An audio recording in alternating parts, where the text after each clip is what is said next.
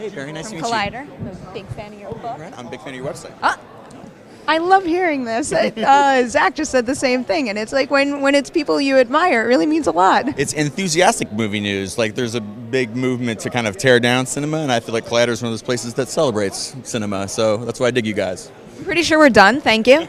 So can you tell me a little bit about your role in Ready Player One? I'm a big fan of the book. So how does it differ from the book? Well, I mean, look, how it differs or not from the book, I'm not going to go near that. However, what I can say with some authority is that, Ernie and Steven Spielberg got together and have come up with something pretty good.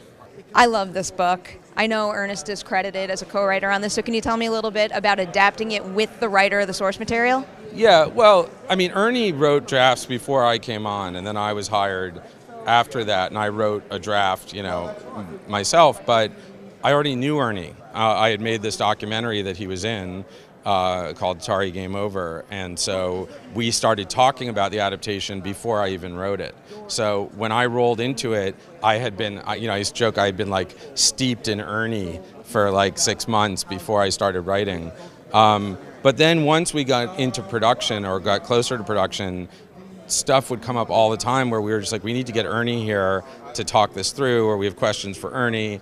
And it was more of a, I'm a big believer that writers should be respectful to the writers that they're rewriting, no matter who they are.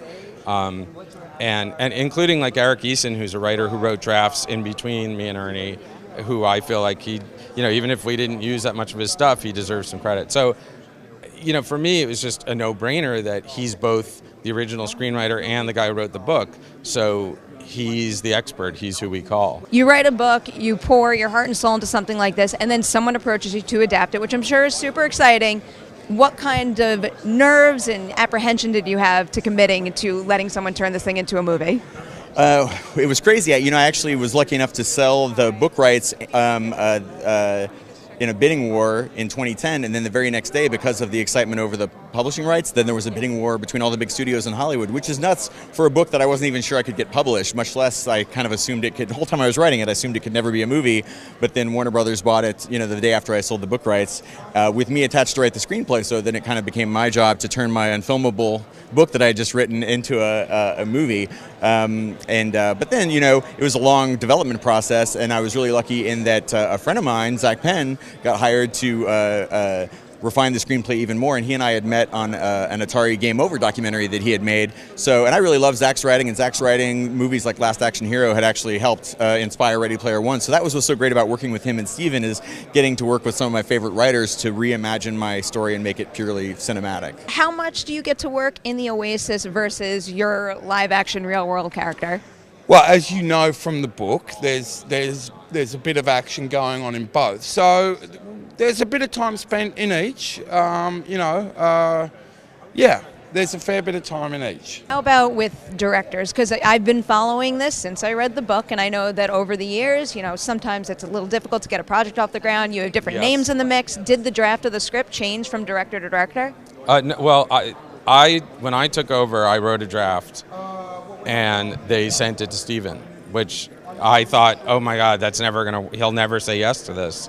So based on my first draft, he ended up saying yes, and then I sat down with him and then spent the next year working with him on the draft. So, that experience for a screenwriter is kind of insane to get to work so closely with Steven.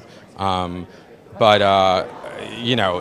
was so little time where I was working on it on my own, and then a really long time of me and Steven that, was all like, whatever. It's like the thing you dream of doing. It's like playing basketball with Michael Jordan, How did just envisioning your book being turned into a film change from director to director as you guys discussed this? Well, I mean, nobody was ever attached that was sent out to people, and I tried to keep my expectations low, like when it was sent to Christopher Nolan or Peter Jackson or Robert Zemeckis, people like that. I'm like, this is never going to happen. Just keep your expectations low. And then when I heard that Steven was interested, then that actually kind of depressed me, because I was like, oh my God, now that's never going to happen, and now I'm going to spend my whole life imagining what it would have been like if Steven Spielberg had made Ready Player One. So that was a very tense 3 weeks during which I rewatched all his movies, and I was listening to a lot of John Williams scores while I'm driving around in my DeLorean, which I wouldn't known if I hadn't grown up, watching Steven's movies.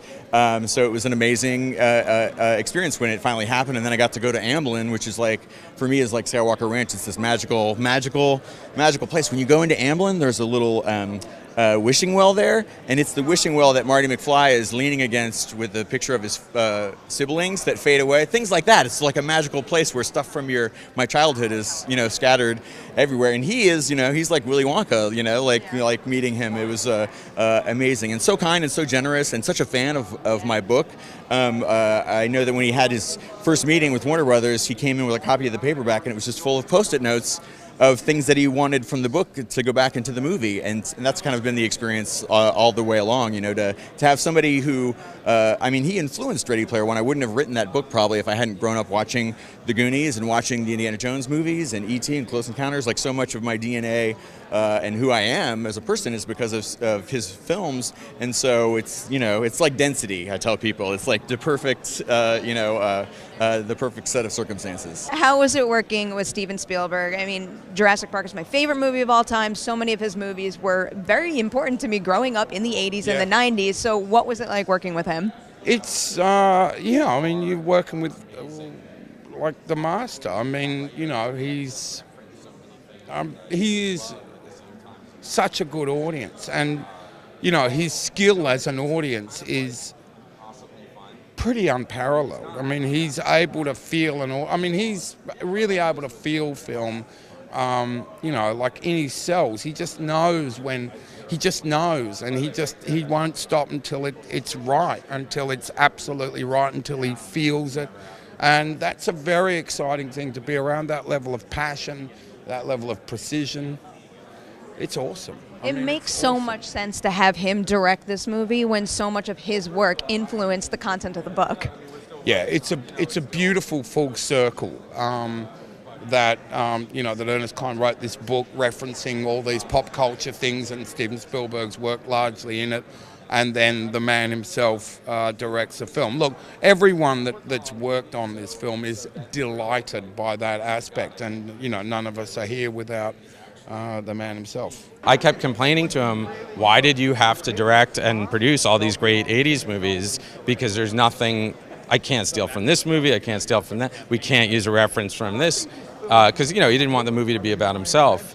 So that was kind of my running joke with him. I wish you had made some more crappy stuff that we didn't want to use. But, it's really interesting. I mean, Ernie and I grew up, we're almost the same age.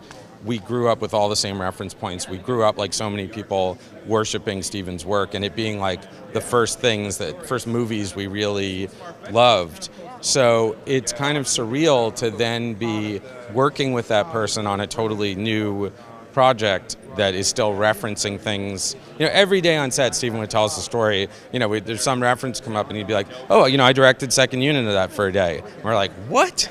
And so it was just, every day was amazing. Have you seen much footage yet? Have you seen your Avatar yet? Yeah, I have. Okay. I have. Can you tease anything about it? Are you happy with how he came out? Does he look like you? He's very, very sexy. Oh. Yeah. Okay. Yeah. That makes a whole lot of sense to me. I totally get it. Can you tell me a little bit about how just the book can kind of stand the test of time and how we might see that in film? Because I just know different generations of people that respond to the book, and there's something about it that no matter how far away I get from the 80s, it still feels right to me. And that's, it's always a concern with the movie that 10 years down the line, I want to make sure that I still feel the same way I do about all this material. Well, I think and I was surprised about that too. I wasn't sure that this book full of 80s pop culture would mean anything to people who weren't alive during the 80s, but I think the book gets picked at a lot of colleges and universities as a common read, and I find that young kids, for them, like all of that pop culture mythology, it works like the mythology in an Indiana Jones movie that you don't even know if it's real. And then when they go and research it and find out all the games are real and even all the little Easter eggs of the games is all real,